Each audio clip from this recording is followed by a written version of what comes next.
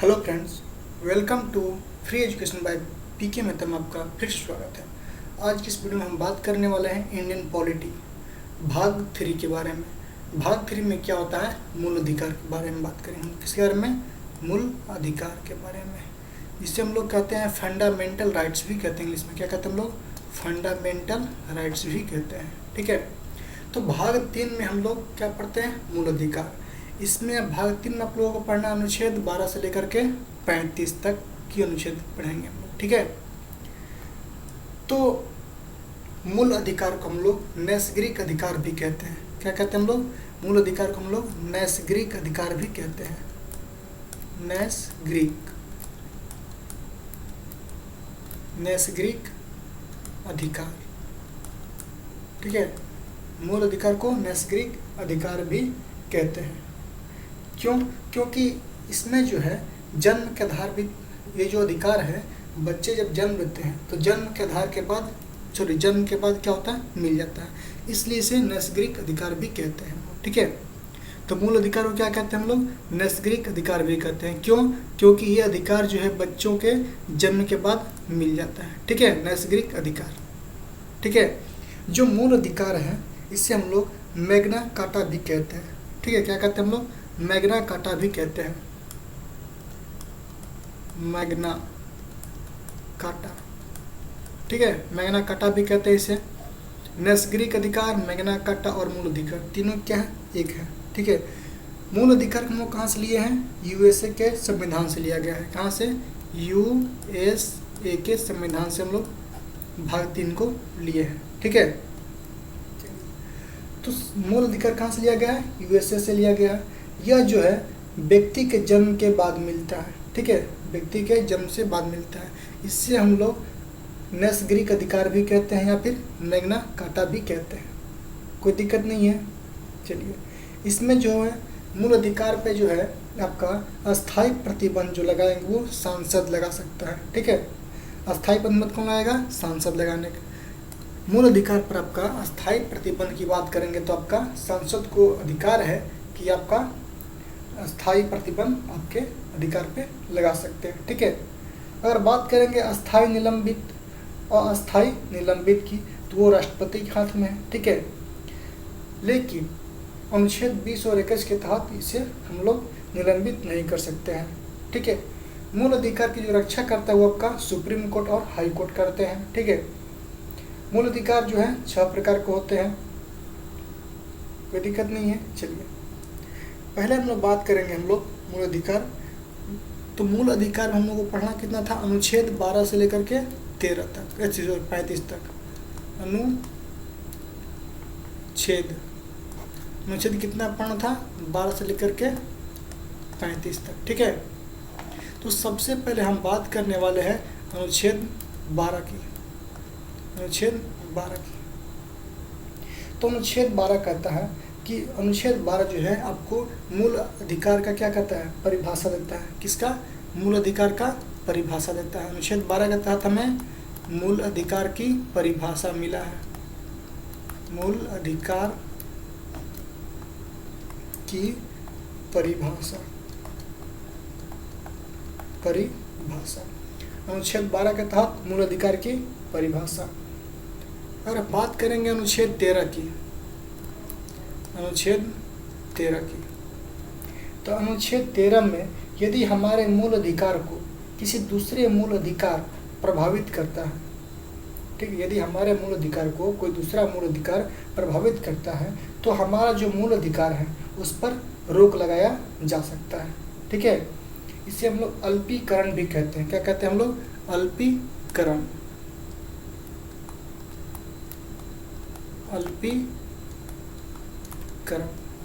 अल्पीकरण करने का मतलब यदि विधायिका के द्वारा बनाए गए कानून मूल अधिकार से असंगत हो, यानी कि अलग हो, तो एससी या एचसी सुप्रीम कोर्ट या हाई कोर्ट उसे निरस्त कर सकता है। ठीक है, तो अनुच्छेद 12 में क्या मिला हमको? मूल अधिकार की परिभाषा।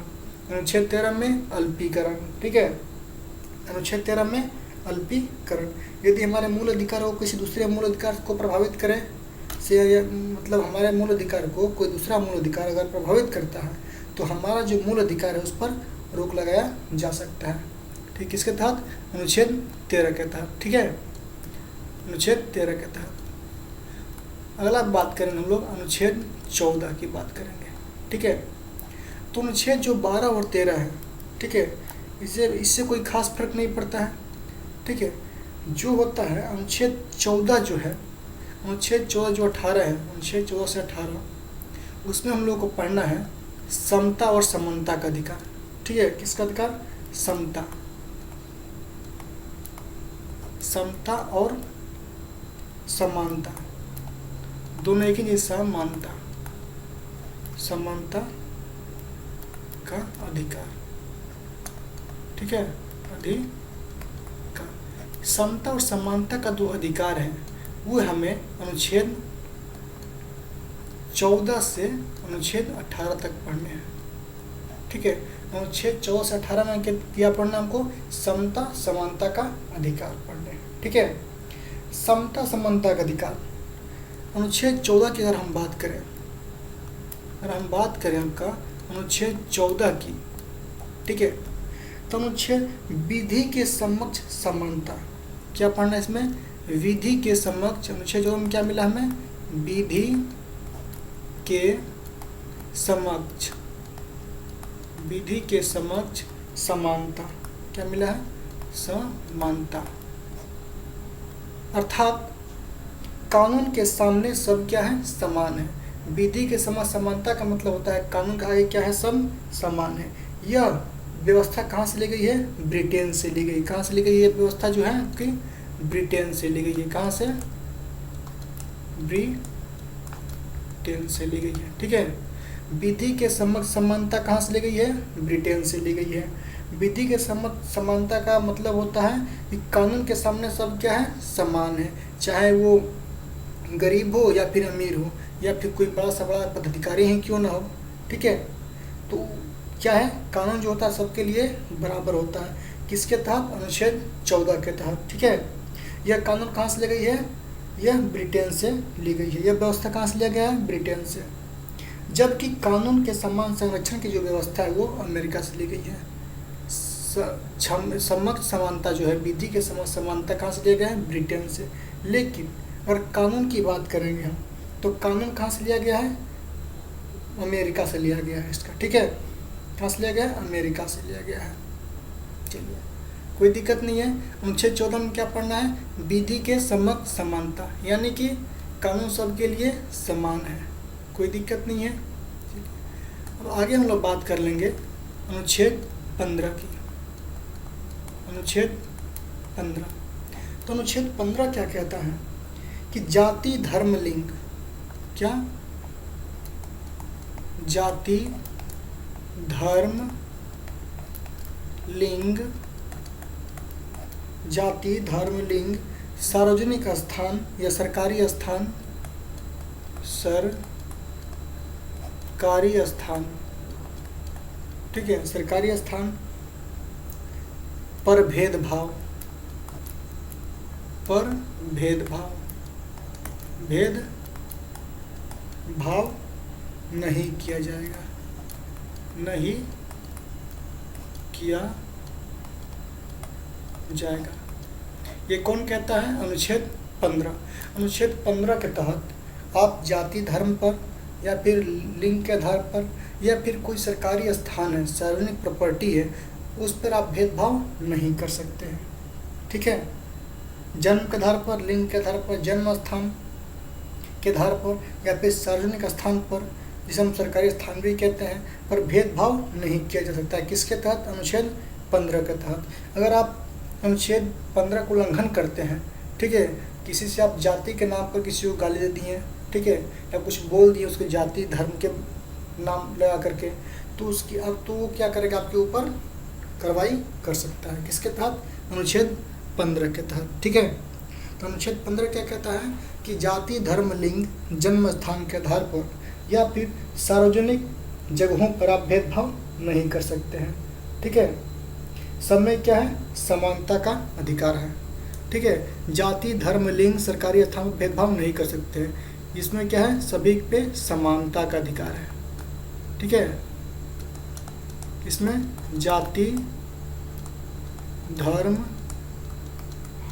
लिंग, ठीक है, आदि समानता का अधिकार, ठीक है, समानता का अधिकार है किसके तहत? अनुच्छेद 15 के तहत। अब थोड़ा बात करते हैं अनुच्छेद 16 क्या कहता है। अनुच्छेद 16 में जो है, ठीक है, लोक निर्वाचन, अनुच्छेद 16 में क्या पढ़ना हमको? लोक निर्वाचन के बारे में। लोक निर्वाचन, लोक निर्वाचन कहने का मतलब है कि सरकारी नौकरी की समानता, सरकारी नौकरी की समानता, इनमें पिछड़े वर्ग के लिए भी कुछ आरक्षण की चर्चा, जैसे SC ST OBC BC2 general, ठीक है। तो सरकारी नौकरी की समानता, तो अगर आप किसी कैटेगरी में हैं, ठीक है, तो कैटेगरी वाइज आपको छूट दी जाती है ना, दी जाती है। तो अनुच्छेद 16 क्या कहता है? लोक निर्वाचन, यानी कि सरकारी नौकरी की समानता, ठीक है। लोक नियोजन बोल सकते हैं हम लोग, या नौकरी की समानता बोल सकते हैं। क्या बोल सकते हैं हम लोग? नौकरी की समानता, नौकरी की समानता, नौकरी की समानता का अधिकार, का अधिकार किसके तहत? अनुच्छेद 16 में। अनुच्छेद 16 में क्या पढ़ना है कि लोक नियोजन या सरकारी नौकरी की समानता का, लोक निर्वाचन बोले या फिर लोक नियोजन बोले, ठीक है। और अनुच्छेद 15 क्या कहता है? जाति, धर्म, लिंग के आधार पर समानता, ठीक है। महिलाओं और बच्चों के लिए विशेष उपबंध का निर्माण किया जाता है, ठीक है। सामाजिक और शैक्षिक पिछड़े वर्ग के लिए विशेष प्रावधान दिया जाता है, किसके तहत? अनुच्छेद 15 के तहत, ठीक है। 16 में आपको लोक निर्वाचन या फिर लोक नियोजन, यानी कि सरकारी नौकरी में क्या है? समानता है। नौकरी में क्या है? समानता का अधिकार है। चलिए, समानता प्रतिनिधित्व के लिए राज्य जो है पिछड़े वर्ग के आरक्षण प्रदान करती है, जैसे कि SC ST OBC EBC general, ठीक है, कैटेगरी वाइज क्या है? आरक्षण भी प्रदान करती है, ठीक है। कोई दिक्कत नहीं अनुच्छेद 16 में। चलिए, अब थोड़ा बात कर लेते हैं अनुच्छेद 17 की। अनुच्छेद 17, तो अनुच्छेद 17 क्या कहता है कि अस्पृश्यता, क्या? अस्पृश्यता,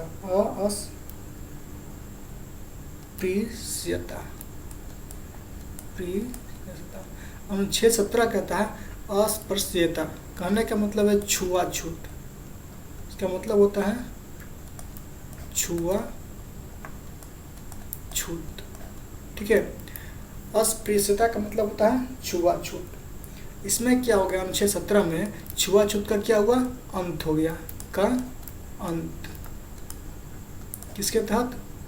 अनुच्छेद 17 के तहत, ठीक है। अनुच्छेद 17 के तहत छुआछूत का अंत हो गया, क्योंकि पहले भी और आज भी अच्छी थी, आजकल भी कहीं कहीं देखते हैं कि गांव में देखने को मिलता है अक्सर कि जो बड़े लोग होते हैं, जैसे ब्राह्मण हो गए, वो आपका जो नीचे जाति का जो लोग होते हैं अक्सर वो सामने उनके बैठ नहीं पाए, मतलब नहीं होता है कि वो उनके बराबरी में बैठ नहीं सकते हैं, उनके हाथों को लोग पानी नहीं पीते थे, अभी भी कहीं ना कहीं देखने को मिल जाता है, ठीक है। लेकिन वो क्या है? उल्लंघन करते हैं, ठीक है, अनुच्छेद 17 का, ठीक है। तो अनुच्छेद 17 के तहत क्या किया गया है? छुआछूत को अंत कर दिया गया है, ठीक है। वो पहले के समय में काफ़ी ज़्यादा देखने को मिलता था, ठीक है, छुआछूत की बीमारी, ठीक है, जो कि अभी क्या है? खत्म हो चुकी है लगभग, ठीक है। अनुच्छेद 17 के तहत छुआछूत का क्या हुआ? अंत हो गया। अब बात कर लें थोड़ा सा अनुच्छेद 18 का, ठीक है, अनुच्छेद 18 का। तो अनुच्छेद 18 की बात करेंगे, इसमें क्या? उपाधि का अंत हो गया। अनुच्छेद 18 में क्या हो गया? उपाधियों का अंत हो गया,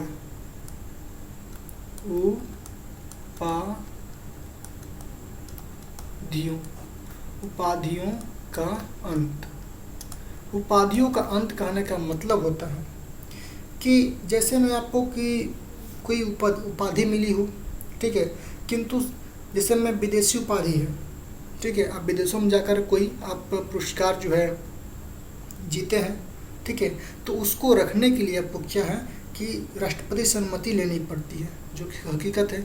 लेकिन अगर आप अपने देश की कोई उपाधि रखे हुए हैं, ठीक है, जैसे शिक्षा, सुरक्षा तथा भारत रत्न, पद्म विभूषण इत्यादि क्या है, रख सकते हैं। कौन कौन? भारत रत्न, भारत रत्न, पद्म विभूषण, विभूषण, पद्मश्री, पद्मश्री, ठीक है, या फिर शिक्षा जगत से कोई आपको पुरस्कार मिला हो, ठीक है, खेल जगत से मिला हो आपको, ठीक है, क्या है, रख सकते हैं, रख सकते हैं। लेकिन अब विदेशी उपाधि रखने के लिए आपको राष्ट्रपति से क्या होगी, अनुमति लेनी पड़ेगी, ठीक है। विदेशी उपाधि रखने के लिए पूर्व राष्ट्रपति से अनुमति लेनी पड़ती है, ठीक है। तो अनुच्छेद 18 के तहत क्या हुआ, उपाधियों का अंत हो गया। क्या हो गया, उपाधियों का अंत हो गया।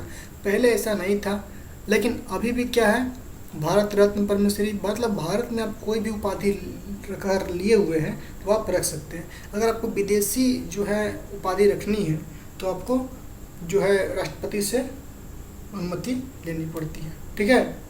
तो अनुच्छेद में क्या किया गया, उपाधियों का अंत कर दिया गया। तो हमने पढ़ा अनुच्छेद 14 से 18 में समता समानता का अधिकार के बारे में। तो अनुच्छेद 14 में क्या हुआ, विधि के समक्ष समानता हुआ आपका, विधि की समक्ष समानता।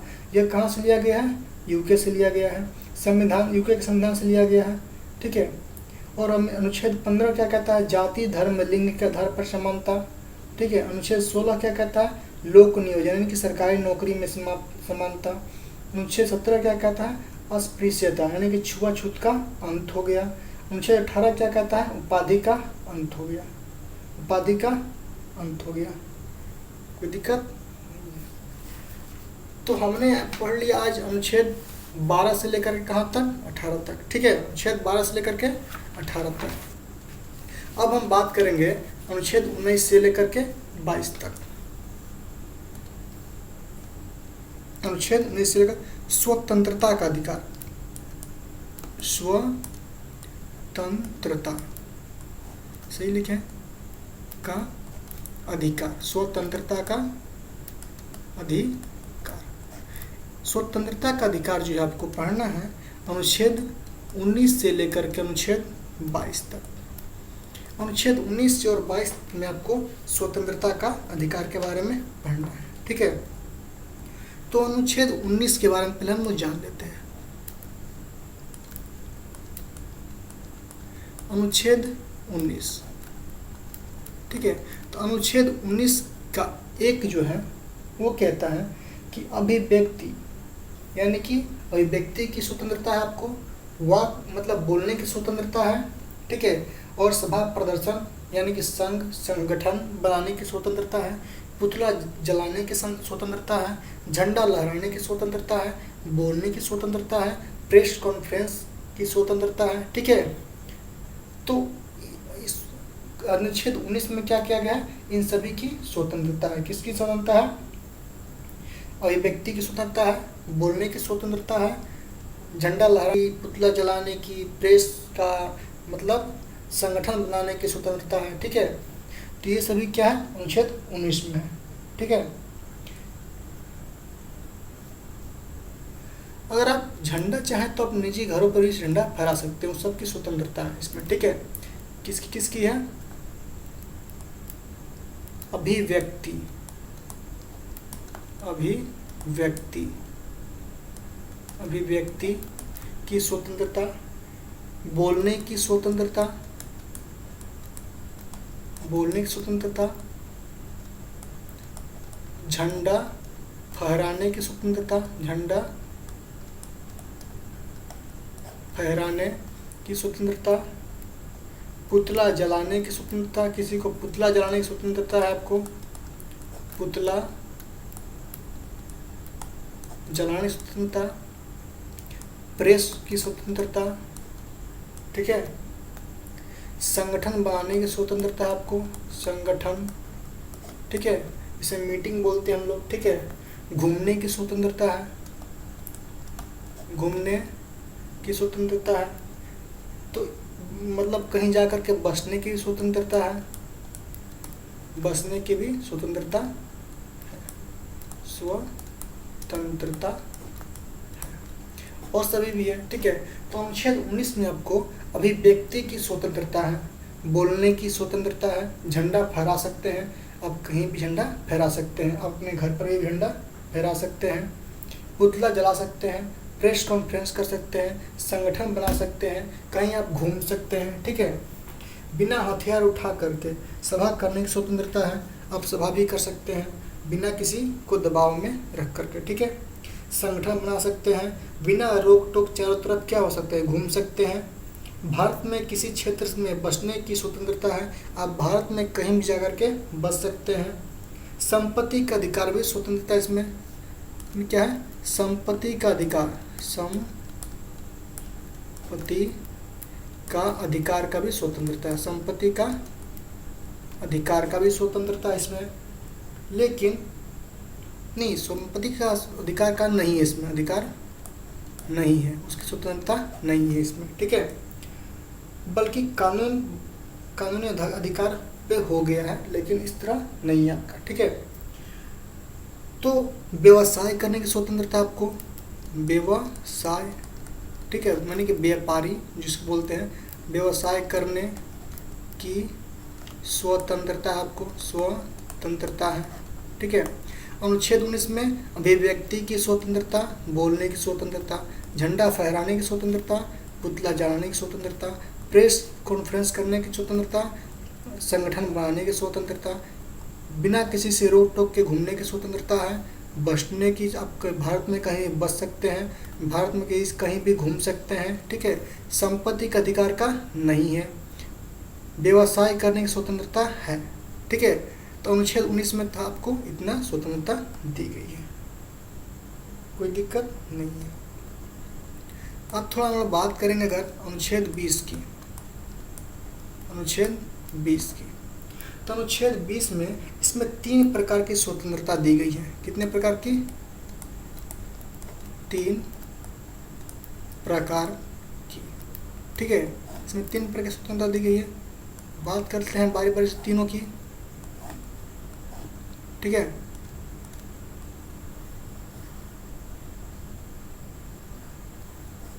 चलिए बात कर लेते हैं हम पहला। तो इसमें क्या था, एक गलती की एक सजा, एक गलती की एक सजा, एक सजा। अगर कोई अपराधी कोई गलती करता है, तो अगर वो एक गलती करता है यानी चोरी करता है, तो चोरी के लिए केवल एक सजा ही होगी। ठीक है, चोरी करेगा तो चोरी की एक सजा, वही कर रहा है। अनुच्छेद 20 का 1 में क्या कहता है, एक गलती की एक सजा। दूसरा क्या कहता है कि सजा उस समय के कानून के आधार पर दी जाएगी जिस समय वो गलती किया था, न कि आज के या फिर उसके पहले के कानून के आधार पर। ठीक है, तो सजा उसे कैसे मिलेगी, सजा जो है, सजा उस समय की आधार पर दी जाएगी। ठीक है, आधार पर। पॉइंट नंबर 3, सजा के बाद भी कैदी की संरक्षण दिया जाता है। सजा के बाद भी, सजा के बाद भी कैदी की संरक्षण यानी कि संरक्षण दिया जाता है। ठीक है, अगर कोई कैदी जो है गलती कर दिया तो एक गलती की एक सज़ा मिलेगी उसको, अगर लेकिन मिलेगी सज़ा कैसे सुनाई जाएगी, जिस समय वो गलती किया रहेगा। ठीक है, जिस समय वो गलती किया रहेगा उस समय एक कानून के आधार पर उसको सज़ा सुनाई जाएगी, ना कि बाद की कानून पे और पहले के कानून पे। ठीक है, उसी समय ये कानून के आधार पर सुनाई जाएगी। और सज़ा के बाद भी कैदी की संरक्षण दिया जाता है, यानी कि सुरक्षा दिया जाता है। ठीक है, मान लीजिए कोई कैदी जो है, मतलब कोई क्राइम कर करके अंदर जेल में गया हुआ है, अगर सुरक्षा नहीं दी जाएगी तो कुछ क्राइम जो ऐसे होते हैं, ठीक है, जैसे लोग क्या होते हैं उसको अपने हाथों में लेकर उसका मर्डर भी कर सकता है, ठीक है। तो उस केस में उसको सुरक्षा दी जाती है, ठीक है, ताकि उसको कुछ हानि न पहुंचे। किसके तहत? अनुच्छेद 20 के तहत।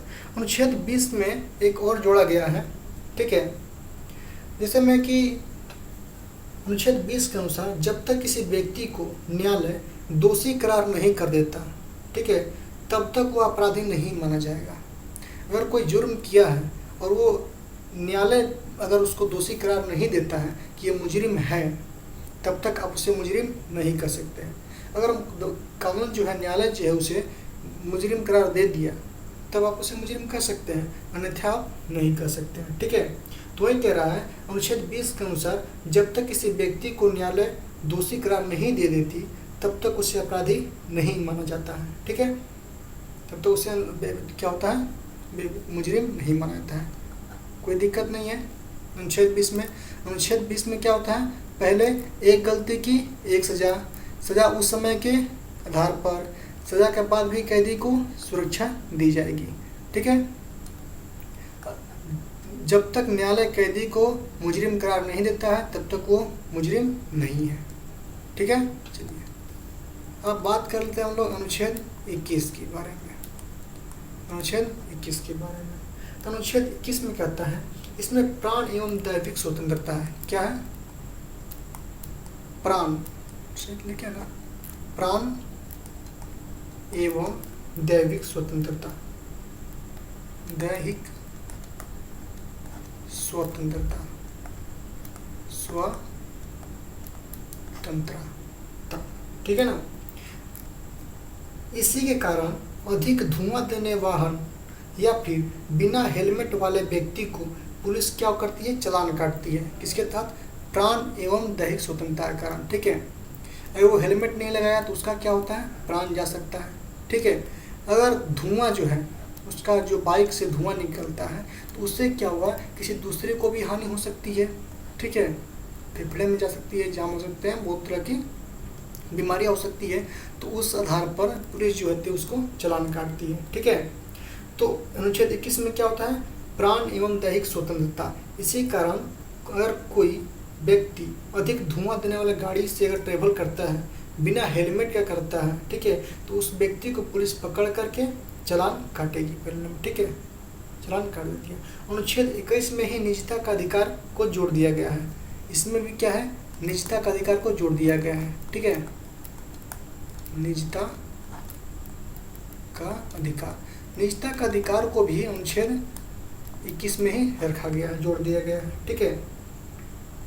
तो जैसे कि अब हमारी जो गोपनीय जानकारी है, ठीक है, उसको कोई उजागर नहीं कर सकता। जैसे कि आपका मोबाइल का पासपोर्ट है, ठीक है, वो आपसे ज़बरदस्ती कोई नहीं ले सकता, नहीं जान सकता, ठीक है। जैसे आपका कोई प्राइवेसी हो गया, तो आपके प्राइवेसी को कोई नहीं ले सकता ज़बरदस्ती, ठीक है। उसी को निजता का अधिकार, उसे किसे में रखा गया है, अनुच्छेद 21 में। तो अनुच्छेद 21 में क्या है, प्राण एवं दैहिक स्वतंत्रता है, निजता का अधिकार है, ठीक है, अनुच्छेद 21 में। अनुच्छेद 20 तथा 21 को आपातकाल के दौरान जो है नहीं रोका जा सकता। सबसे कठोर और सबसे मतलब कठिन बोल सकते हैं इसको, हार्ड जो है अनुच्छेद 20 और 21 है अनुच्छेद, ठीक है। अगर आपातकाल के दौरान इसे क्या होता है, रोका नहीं जाता है। सबसे शक्तिशाली मूल अधिकार अनुच्छेद 20 और 21 ही है, ठीक है। अनुच्छेद 21 का जो क है, 21 का क, इसमें जो है 6 से 14 वर्ष के बच्चों के लिए, 6 से 14 वर्ष के बच्चों को निःशुल्क शिक्षा प्रदान करनी, निःशुल्क प्राथमिक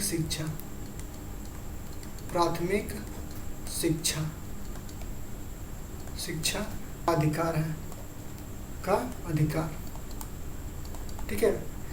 ये 21 का क में जोड़ा गया है कि 6 से 14 वर्ष के बच्चे को अपनी निःशुल्क प्राथमिक शिक्षा का अधिकार है, ठीक है।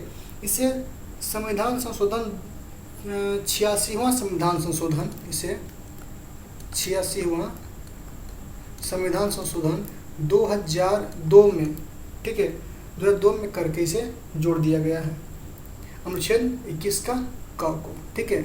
इसमें क्या होता है कि 6 से 14 वर्ष के बच्चों को निःशुल्क प्राथमिक शिक्षा का अधिकार है, कोई दिक्कत वाली बात नहीं है। अब बारी आती है अनुच्छेद 22 की, अनुच्छेद 22 की। तो अनुच्छेद 22 क्या कहता है, इसमें 3 प्रकार की स्वतंत्रता दी गई है। गिरफ्तारी के संरक्षण यानी रक्षा करती है, क्या करती है, रक्षा करती है, रक्षा, गिरफ्तारी से रक्षा, किसे रखता, गिरफ्तारी, गिरफ्तारी, गिरफ्तारी से रक्षा, ठीक है। अनुच्छेद 22 में क्या कहता है, गिरफ्तारी से रक्षा, आपको पुलिस गिरफ्तार नहीं कर सकती है, लेकिन इसमें 3 रूल हैं। अगर कोई व्यक्ति, ठीक है, वो गिरफ्तार करना है तो गिरफ्तार से पहले उसको 3 कंडीशन दिए गए हैं। पहला, वारंट, वारंट, अगर पुलिस किसी व्यक्ति को गिरफ्तार करना चाहती है तो गिरफ्तार करने से पहले उसको वारंट भेजेगी, ठीक है। बताना होगा कि आप कारण बताना होगा, ठीक है, वारंट बोले या फिर कारण बोल सकते हैं, कारण, ठीक है, कि आप हमें क्यों गिरफ्तार कर रहे हैं, पुलिस को कारण देनी होगी, ठीक है। तो पहला क्या होता है कि व्यक्ति को गिरफ्तार करने से पहले वारंट या कानून बताना होगा, सॉरी, कारण बताना होगा। अनुच्छेद 22 में, अनुच्छेद 22 क्या कहता है, आपको गिरफ्तारी से रक्षा करता है, ठीक है। पुलिस आपको आकर के अपने मन से गिरफ्तार नहीं कर सकती है, ठीक है। तो अगर गिरफ्तार करना चाहेंगे उसके लिए आपको डायरेक्ट पूछिए उससे कि वारंट दिखाओ या फिर कारण बताओ, ठीक है, आप क्यों गिरफ्तार कर रहे हैं, ठीक है। चलिए, लेकिन अगर 24 घंटे के अंदर अगर गिरफ्तार कर भी लेती है, बाय द वे अगर आप गिरफ्तार कर भी लेती है तो जो है आपको 24 घंटे के अंदर न्यायालय में सशरीर प्रस्तुत करेगी। सशरीर कहने का मतलब आपको सही सलामत प्रस्तुत करेगी, ठीक है। लेकिन ये 24 घंटे में यातायात तथा अवकाश का समय नहीं गिना जाता।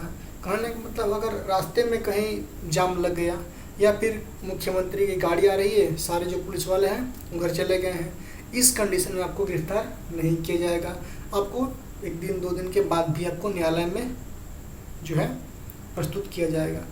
अगर 2 दिन के बाद न्यायालय में जाएंगे तो वहाँ पे आपको जो वकील साहब पूछेंगे कि क्या, तो पुलिस वाले जो है कारण बताएंगे कि हमने इस कंडीशन में, इस सिचुएशन में नहीं कर पाया, ठीक है।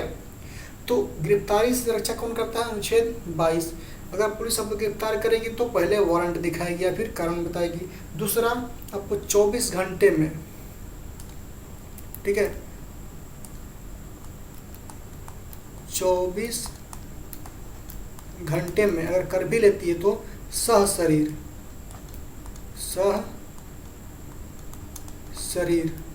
न्यायालय में उपस्थित करेगी, न्यायालय में आपको उपस्थित करेगी, ठीक है, सशरीर, बिना आपको मारे पीटे, ठीक है। अब तीसरा पॉइंट के, गिरफ्तार व्यक्ति को अपने पसंद का वकील रखने का भी अधिकार है। अगर कोई मुजरिम को गिरफ्तार कर दिया गया, ठीक है, तो उसे भी अपने पसंद का जो वकील है उसको रखने का अधिकार है, ठीक है। किसके तहत, अनुच्छेद 22 के तहत। 22 में 3 क्या, अपने पसंद का वकील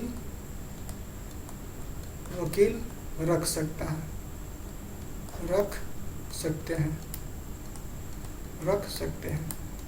अगर आपको वकील नहीं मिला तो जो है न्यायालय जो है वो आपको सरकारी वकील देगा, ठीक है।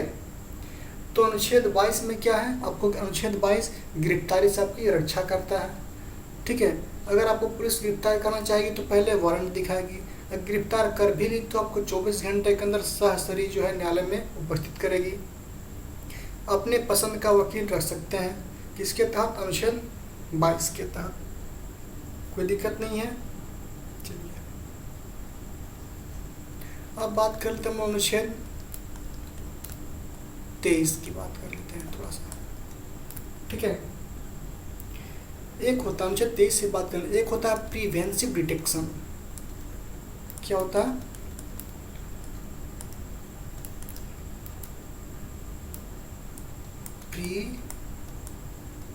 प्रिवेंसिव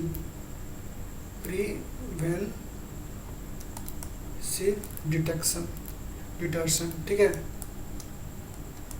डिटर्शन, प्रिवेंसिव डिटर्शन। इसका मतलब होता है निवारक विरोध अधिनियम। क्या होता है? निवारक विरोध अधिनियम। अरे यार क्या लिखते हैं, क्या होता है? निवारक विरोध अधिनियम,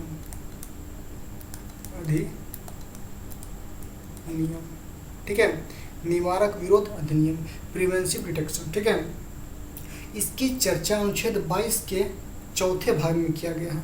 अब ये मैंने बताया आपको 22 के 3 भाग बताए, 1, 2, 3। इसकी चर्चा जो है 22 के चौथे भाग में करना है। वो क्या है? इसका उद्देश्य है कि किसी व्यक्ति को सजा देना नहीं है, बल्कि अपराध करने से रोकना है। निवारक प्रतिरोध का मतलब होता है अगर कोई व्यक्ति जो कि लग रहा है कि आपको गलती कर रहा है या करने वाला है, तो उसको आपको डायरेक्ट सज़ा नहीं देनी है, बल्कि उसे सज़ा गलती करने से क्या करना है? रोकना है, अपराध करने से रोकना है, ठीक है। इस कानून के तहत पुलिस जो है शक के आधार पर किसी भी व्यक्ति को बिना कारण बताए अधिकतम 3 महीने तक क्या होती है? गिरफ्तार या फिर नज़रबंद कर लेती है। क्या करती है? गिरफ्तार कर लेती है, ठीक है, गिरफ्तार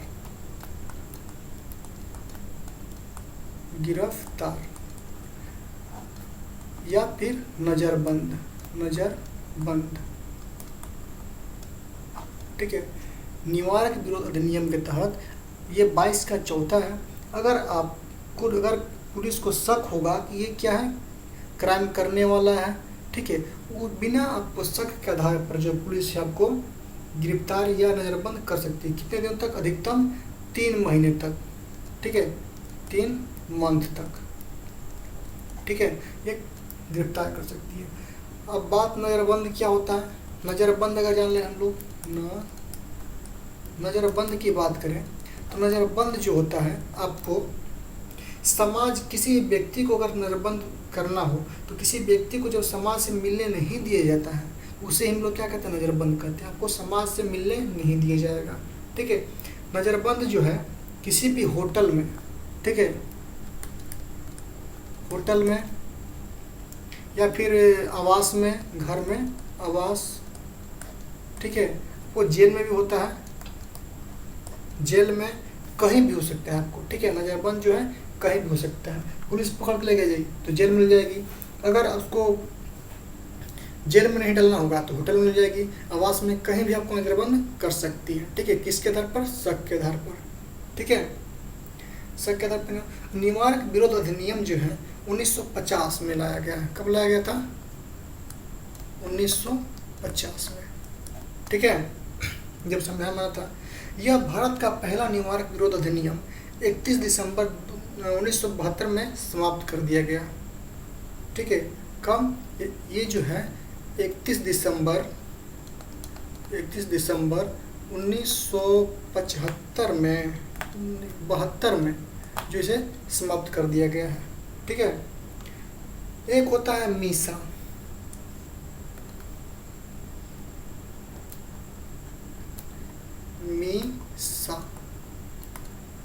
ठीक है, Misa, maintenance of internal security act, इसे 1971 में लाया गया, किंतु इसका सर्वाधिक दुरुपयोग हुआ, जिसके के कारण 1978 में क्या उसे समाप्त कर दिया गया, ठीक है। इसके बारे में उतना नहीं पढ़ना है, बस आपको को बता देते हैं, ठीक है। मीसा क्या था? Maintenance of internal security act. इसको जो है 1971 में लाया गया था, लेकिन इसका ज़्यादा दुरुपयोग होने लगा, इसलिए इसको 1978 में क्या कर दिया गया? बंद कर दिया गया, समाप्त कर दिया गया, ठीक है। राष्ट्रीय सुरक्षा कानून रासुका, इन्हें 1981 में 80 में लाया गया था, जो कि अभी तक वर्तमान में है भी, ठीक है। एक होता है बहुत, ये जो होता है ना हार्ड होता है, कौन, रासुका, रासुका, ठीक है, बहुत खतरनाक होता है, ठीक है। इसके तहत पुलिस जो आपको इनकाउंटर कर सकती है, रासुका के तहत, ठीक है। कहने का मतलब इसे जो है 1980 में लाया गया था, 1980 में। रासुका कब आया था? 1980 में। यह अभी भी लागू है। यह वर्तमान में सबसे खतरनाक अधिनियम है। इसके तहत पुलिस जो है इनकाउंटर कर सकती है, ठीक है। पुलिस क्या होता है, इनकाउंटर कर सकती है इसके तहत, रासुका के तहत, ठीक है। इसको बोलते हैं राष्ट्रीय सुरक्षा कानून, नेशनल सिक्योरिटी एक्ट, NSA। क्या बोलते हैं इसको? NSA, इसी का नाम है NSA, national security act, security act, ठीक है, नेशनल सिक्योरिटी एक्ट। इसे कब लाया गया था? 1980 के तहत, ठीक है। इसे हम लोग रासुका बोलते हैं हिंदी में, राष्ट्रीय सुरक्षा अधिनियम या फिर कानून, ठीक है। इसके तहत पुलिस क्या कर सकती है? आपकी इनकाउंटर कर सकती है। चलिए, एक होता है आपका टाडा, टाडा, ठीक है। टाडा क्या होता है? Terrorist and disruptive activities. इसे 1985 में लाया गया था। कब लाया गया था? 1985 में, 1985 में लाया गया था। यह जो है आतंकवादी के विरुद्ध लाया जाता है।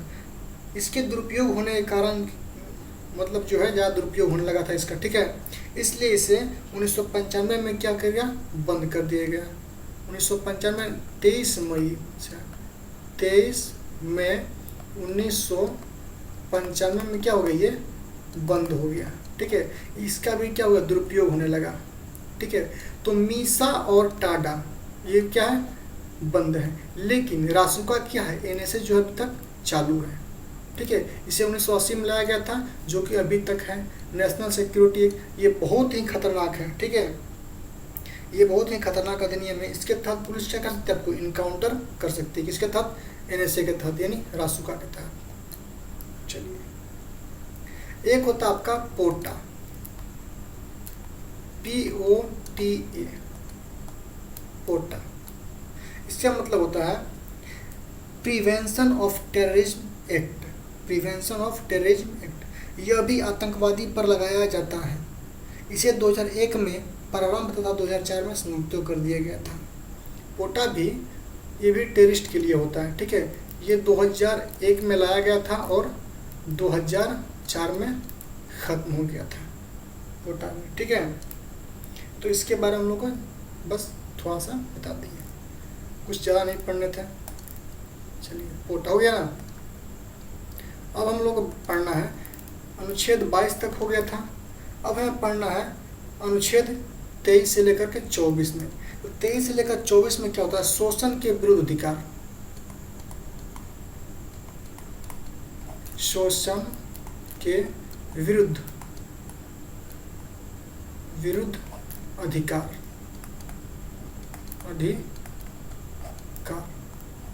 शोषण से विरुद्ध अधिकार में अगर हम बात करेंगे हम लोग, तो अनुच्छेद 23 और 24 पढ़ने हैं, ठीक है। तो शोषण के विरुद्ध अधिकार अनुच्छेद 23 और 24 के अंदर आते हैं। अनुच्छेद 23 के अनुसार अगर बात करें हम लोग, अनुच्छेद अगर 23 की बात करें हम, 23 की बात करें हम, इसमें क्या था? बलात्श्रम, बलात्श्रम आप नहीं कर सकते हैं। बलात्श्रम तथा बलात्श्रम हो या फिर बेरोजगारी बोल सकते हैं, बेरोजगारी आप नहीं करा सकते हैं किसी को, ठीक है। इसकी सुरक्षा से हुई है, ठीक है। अनुच्छेद 23 के तहत आप बलात्श्रम यानी कि जबरदस्ती काम किसी से आप नहीं ले सकते हैं। अगर किसी को बोलिएगा आप मेरा काम करो, अगर वो मना करता है तो आप उसे जबरदस्ती नहीं करा सकते, ठीक है। और आप बेरोजगारी मतलब किसी को बिना पैसे का यानी कि फ्री में आप काम नहीं करा सकते, बिना वेतन का काम नहीं करा सकते, ठीक है। अगर वो करना चाहें तो फिर ठीक है, लेकिन आप क्या है नहीं करा सकते। इस पर क्या कर दिया? रोक लगा दिया गया, ठीक है। पर रोक लगा दिया गया, इस पर रोक लगा दिया गया। किस पर? अनुच्छेद 23 के तहत बलात्कार बेरोजगारी पर क्या हो गया? रोक लगा गया। किंतु अगर बात राष्ट्र की आएगी, राष्ट्रीय सुरक्षा की आएगी, ठीक है, राष्ट्रीय सुरक्षा की अगर बात आएगी, ठीक है, तब सरकार जो है आपसे बलात्कार बेरोजगारी कराया जा सकता है। ठीक है, इसमें क्या होगा? बलात् श्रम या फिर बेरोजगारी कराया जा सकता है। लेकिन अनुच्छेद 23 के तहत नहीं कराया सकता।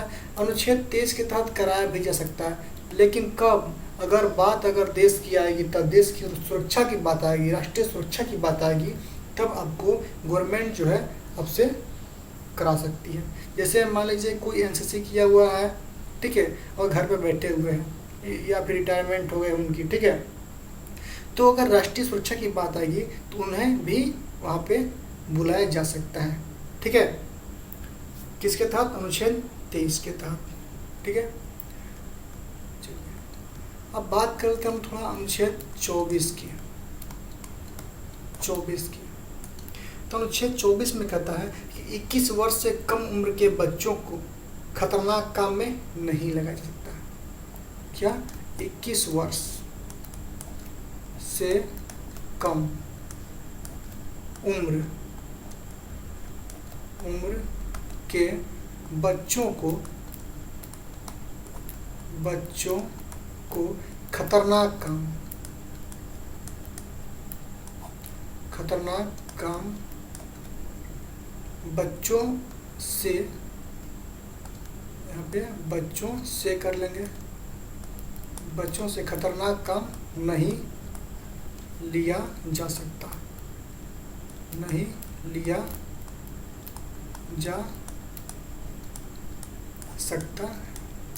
अनुच्छेद 24 के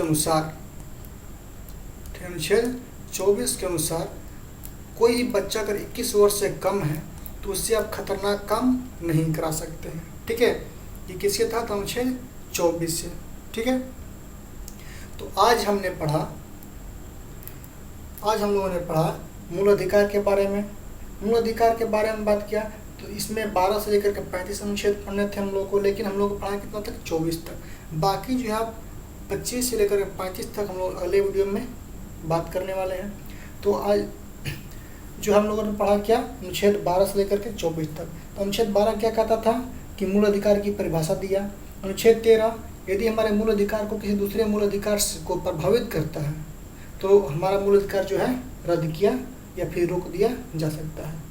अनुच्छेद 14, विधि के समक्ष समानता। ठीक है, यह संविधान कहाँ से लिया गया था? यूके से। ठीक है, मतलब कि कानून सबके लिए क्या है? समान है।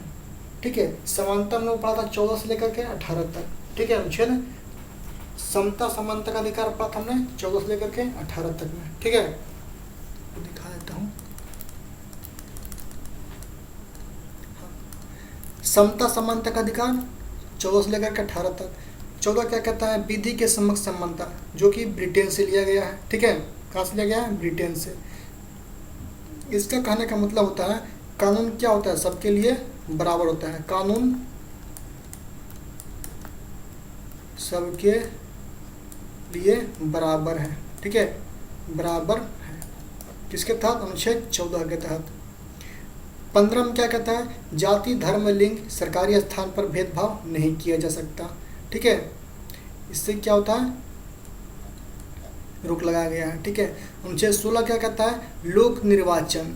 ठीक है, यानी कि नौकरी की समानता का अधिकार इसमें। ठीक है, सभी के लिए समान वेतन, समान पेंशन के जो भी है। ठीक है, अनुच्छेद 17 में अस्पृश्यता, कहने का मतलब छुआछूत का क्या हुआ? अंत हो गया। अनुच्छेद 18 में उपाधियों का अंत हो गया। जैसे भारत रत्न, पद्मश्री, विभूषण आप रख सकते थे, लेकिन अगर आपको विदेशी कोई अवार्ड हो, ठीक है, विदेशी कोई भी आपको क्या बोलते हैं उसको, हाँ, विभूषण जो है, ठीक है, अगर आपको रखना होगा तो आपको राष्ट्रपति से क्या होगा, मतलब अनुमति लेनी पड़ेगी, ठीक है। अनुच्छेद 18 के तहत। अनुच्छेद 19 क्या कहता है, स्वतंत्रता का अधिकार है, अनुच्छेद 19 से लेकर के 22 तक में। अनुच्छेद 19 के तहत अभिव्यक्ति को बोलने की स्वतंत्रता है, झंडा फहराने की स्वतंत्रता है, पुतला जला सकते हैं आप, प्रेस कॉन्फ्रेंस कर सकते हैं, संगठन बना सकते हैं, भारत में कहीं भी घूम सकते हैं, भारत में कहीं ज़मीन खरीद के बस सकते हैं, ठीक है, स्वतंत्रता है इसकी, ठीक है। संपत्ति का अधिकार इसमें नहीं है, ठीक है, संपत्ति का अधिकार क्या है, इसमें नहीं है, लेकिन व्यवसाय का अधिकार है, आप कहीं भी व्यवसाय कर सकते हैं, ठीक है। 20 में क्या कहता है, 20 जो है 3 प्रकार की है, एक गलती की एक सज़ा, एक गलती की एक सज़ा, लेकिन सज़ा उस समय के कानून के आधार पर जिस समय वो गलती किया था, ना कि पहले और बाद के आधार पर, ठीक है। सज़ा के बाद भी कैदी की संरक्षण दिया जाएगा, सज़ा के बाद भी कैदी की सुरक्षा दी जाएगी, किसके तहत, अनुच्छेद 20 के तहत। अनुच्छेद 21 की बात करेंगे तो अनुच्छेद 21 में कहता है प्राण एवं दैहिक स्वतंत्रता, ठीक है, निजता का अधिकार इसमें है, क्या है, निजता का अधिकार है। प्राण एवं दैहिक स्वतंत्रता कहने का मतलब कि प्राण की सुरक्षा करेगा। और आप मान लीजिए कि आप कहीं सिगरेट पी रहे हैं पब्लिक प्लेस में या कहीं भी, ठीक है, तो आपके ऊपर कार्रवाई हो सकती है। क्यों? क्योंकि सिगरेट से निकलने हानिकारक धुआं जो है किसी और को हानि पहुंचा सकती है, ठीक है। तो उससे क्या, आपकी सुरक्षा, दैहिक सुरक्षा उसको बोलते हैं, ठीक है, आपकी उस, ठीक है। तो और 21 का क क्या कहता है, 21 का क जो है 86वां संविधान संशोधन 2002 में जोड़ा गया है, किसका, क में। इसमें कहा गया है कि 6 वर्ष से लेकर के 14 वर्ष के बच्चों को निःशुल्क प्राथमिक शिक्षा का अधिकार है, किसके तहत, अनुच्छेद 21 का क के तहत। अनुच्छेद 22 गिरफ्तारी से रक्षा करेगा आपका। अगर पुलिस आपको गिरफ्तार करेगी तो पहले क्या करेगी, वारंट दिखाएगी या फिर कारण बताएगी। अगर मान लीजिए आपको अरेस्ट कर भी लेती है, गिरफ्तार कर भी लेती है, तो आपको सशरीर जो है न्यायालय में 24 घंटे के भीतर आपको उपस्थित करेगी, ठीक है। और अपने वकील, अपने पसंद का वकील आप रख सकते हैं, ठीक है, मुजरिम जो अपने पसंद का वकील रख सकता है। इसमें था प्रिवेंशन डिटेक्शन, जो कि 1955 में आया था। इसका मतलब होता है निवारक विरोध अधिनियम, निवारक विरोध अधिनियम 31 दिसंबर 1972 में लागू हुआ था, ठीक है। इसमें क्या होता है, पुलिस आपको शक के आधार पर गिरफ्तार या फिर नज़रबंद कर सकती है, ठीक है, और कम से कम 3 महीने तक, अधिक से अधिक 1 साल तक कर सकती है जी, ठीक है, 12 मंथ तक, ठीक है, 12 मंथ तक, लेकिन मिनिमम कितना होता है, 3 मंथ तक, ठीक है। नज़रबंद कहाँ हो सकता है, जेल में, आवास में, होटल में, घर में, कहीं भी आपको नज़रबंद कर सकती है पुलिस, ठीक है, किसके आधार पर, शक के आधार पर, ठीक है। एक होता है मीसा, मीसा 1971 में आया था, 1978 में समाप्त हो गया इसका दुरुपयोग होने के कारण। रासुका क्या होता है, एनएसए, नेशनल सिक्योरिटी एक्ट, ये 1980 में आया था, जो कि अभी भी है। ये जो है बहुत खतरनाक धारा होता है जी, ठीक है, इसके तहत पुलिस क्या कर सकती है, इनकाउंटर कर सकती है, ठीक है। टाडा क्या होता है, ये टेररिस्ट के लिए होता है, 1985 में आया था। टाडा का मतलब होता है टेररिस्ट एंड डिस्ट्रप्टिव एक्टिविटीज़, ठीक है, जिसे कि 1985 में लाया गया था और 23 मई 1995 को ख़त्म कर दिया गया था। एक होता है पोटा, पोटा जो है 2001 में आया था और 2004 में ख़त्म हो गया था। पोटा होता है प्रिवेंशन टेररिज्म एक्ट होता है, ठीक है, ये भी क्या हो गया, इसका दुरुपयोग होने के कारण खत्म हुई, ये भी टेररिस्ट के लिए उपयोग किया जाता था। अब बारी आती है अनुच्छेद 23 से लेकर के 24 तक, ठीक है, 23 से 24। 23-24 में होता है शोषण के विरुद्ध अधिकार, शोषण के विरुद्ध अधिकार, किसमें बात करेंगे, अनुच्छेद 23 से 24 में, जिसे अनुच्छेद 23 कहता है बलात् श्रम। आप जो है बलात् श्रम, बेरोजगारी, ठीक है, बलात् श्रम मतलब जबरदस्ती श्रम आप नहीं करा सकते हैं किसी से, बेरोजगारी, बिना मेहनत, बिना वेतन का आप किसी से काम नहीं करा सकते हैं, इस पर क्या कर गया, रोक लगा दिया गया, ठीक है, बलात् श्रम और बेरोजगारी पर। लेकिन अगर राष्ट्र की आएगी, ठीक है, देश की सुरक्षा की आएगी, तो आपसे बलात् श्रम या बेरोजगारी कराई जा सकती है, ठीक है, अनुच्छेद 23 के तहत। अनुच्छेद 24 की बात करेंगे, अगर कोई बच्चा 21 वर्ष से कम उम्र का है तो उससे आप खतरनाक काम नहीं ले सकते हैं, ठीक है, 21 वर्ष से कम होगा तो खतरनाक काम नहीं ले सकते हैं, नहीं तो आपका अनुच्छेद 24 के तहत आपके ऊपर कार्रवाई हो सकती है, क्लियर है। तो आगे जो अनुच्छेद 25 से लेकर के 35 तक बात करेंगे हम लोग, ठीक है। अगले वीडियो में। तो उम्मीद करते हैं कि आप लोगों को ये वीडियो जो है पसंद आया होगा। तो प्लीज़ वीडियो को लाइक कीजिए और शेयर कीजिए, हमारे चैनल को सब्सक्राइब भी कीजिए। Thank you.